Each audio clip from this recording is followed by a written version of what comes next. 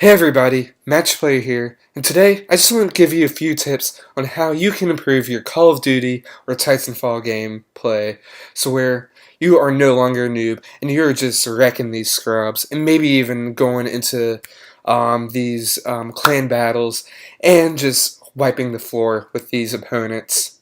Alright, so let's get started here. The first tip is sensitivity. You want as high of a sensitivity as possible when going up against these opponents because the first shot is key. You want to be able to react to that person as soon as you see them, get that first shot off.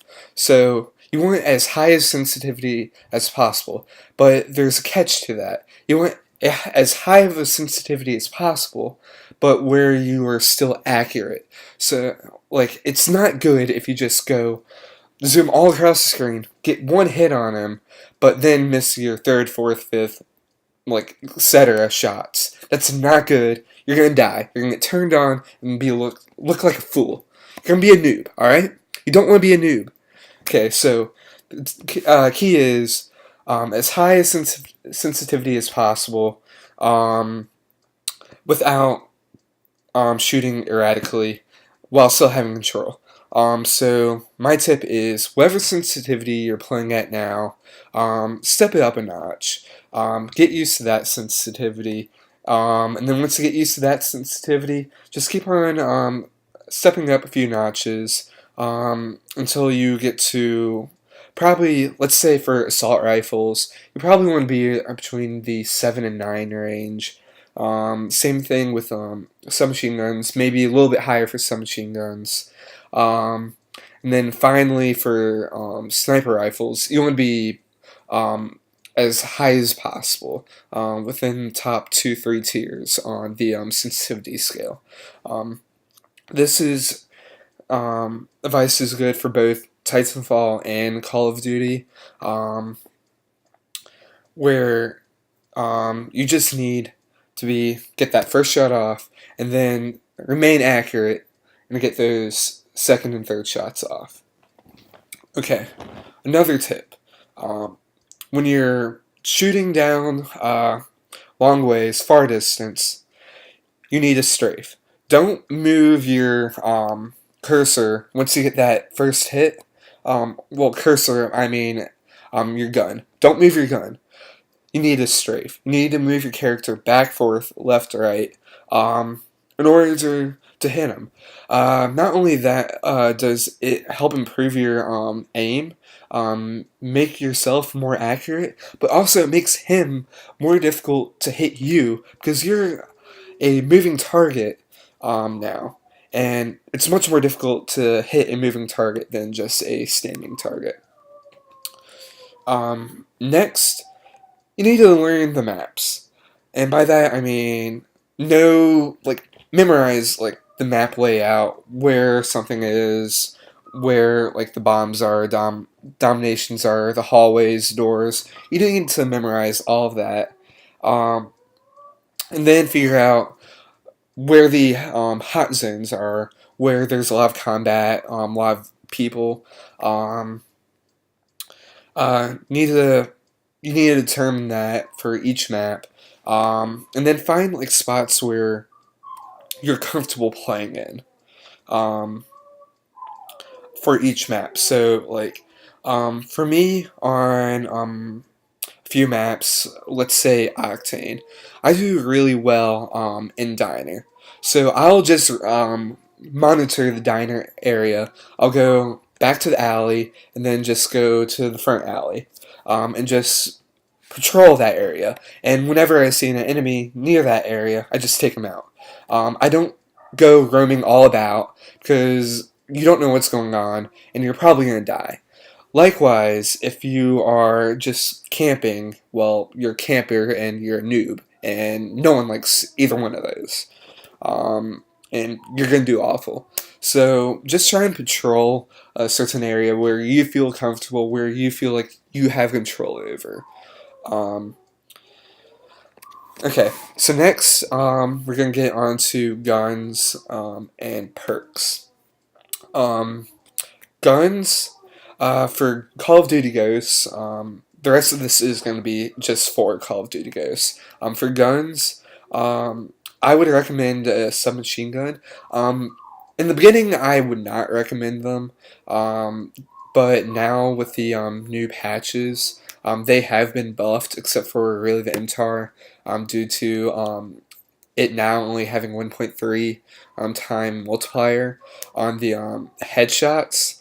But otherwise, it's still good. It still has good damage, except for the headshots. But I would recommend submachine guns, especially for smaller maps, smaller corridor um, uh, maps, and game modes where there is a lot of fast-paced action. So submachine guns in particular, Vector I really like, MTAR, and the Bison. Those three guns are really good. Try each one of those out. See what one you're most comfortable with. For attachments, I like on those guns. I like the foregrip and uh, the one that increases the range. I'm drawing a blank on that, but that one, that attachment. Um, okay. Other guns, assault rifles, they are also really good. Just because the maps are larger. Now there's only like two or three good assault rifles. The AK-12 and the Remington are probably two of the best. I'd stick with those. The Remington I don't really use too much, just because my play style. The AK-12 I love so much. Is my by far my most used gun. On that I use the foregrip and the silencer, and that gun's just a complete beast. The only downfall for the AK-12 is a extremely slow reload time. So for any class of AK-12, you would have to use the sleight of hand perk. Um, okay, so now for perks. This really depends on what class setup you're using, and um, what class setup you're using and what gun you're using. Um, so again, there is one perk that everyone should be using. That is Stalker. That thing is a beast, especially for when you're strafing, as it so Stalker gives you quicker movement while you're aimed down sight or strafing, pretty much. So that sort of ties into what I was saying earlier. You need to learn how to strafe. So um, it really helps it. Stalker really helps that tactic of strafing. So that is a key perk. The other ones, not so much. You can mix and match. Find what ones are comfortable for you. Um, if you're using a submachine gun, I'd say go ahead. Use Steady Aim, Marathon Pro, and I think, or not Pro, just Marathon nowadays. And then the one that makes you run quicker. Just because with submachine guns, you're going to be wanting to run about, strafe about, whatnot. Um, and next up, if you're using, going for a stealth class, you have to use stealth perks. This includes Dead Silence. For the Xbox 360, Dead Silence is a must just because everyone's using Turtle Beach headsets. For the Xbox One, Dead Silence isn't as key because most people still do not have high-end headsets, so they really cannot hear you.